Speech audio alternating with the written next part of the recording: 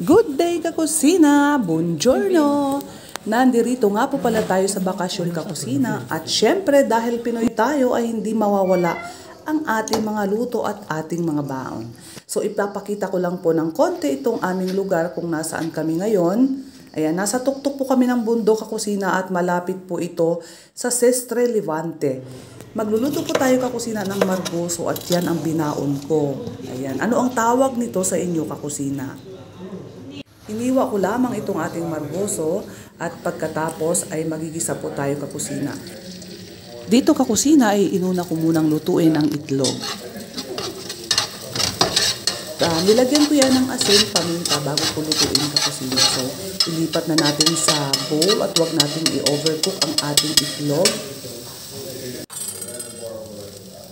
Ay, may nahulog. Ayan, pinulot ko yan kakusina dahil bawal pong magsayang. Yan, dito sa ating kawali ay naglagay din po tayo ng olive oil para igisa itong ating sibuyas, bawang at kamatis. Pinagsama-sama ko lang yan kakusina para mas mapabilis ang aking pagluluto.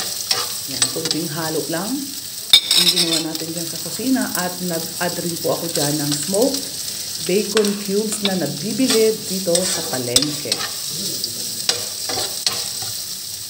At kapag nag-slight brown na itong ating smoked bacon cubes, ay ilalagay na natin itong ating margoso.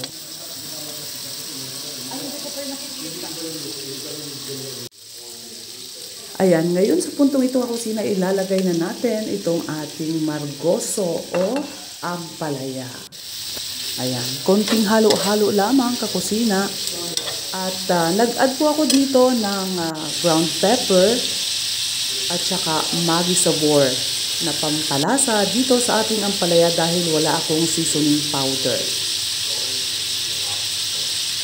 Nakakagutom na ang amoy nitong ating ampalaya kakusina.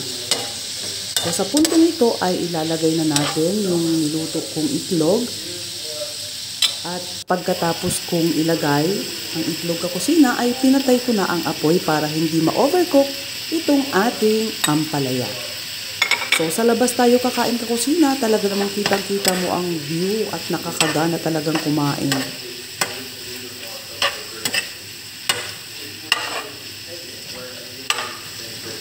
Ayan kakusina, luto na lahat ang ating mga pagkain at sa labas tayo kakain. Ayan. Siyempre hindi mawawalang picture-picture kakusina.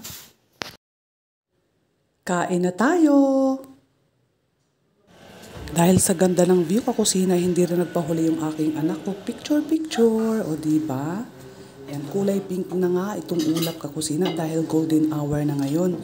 So, thank you for always watching kakusina. Please like and share. Ciao!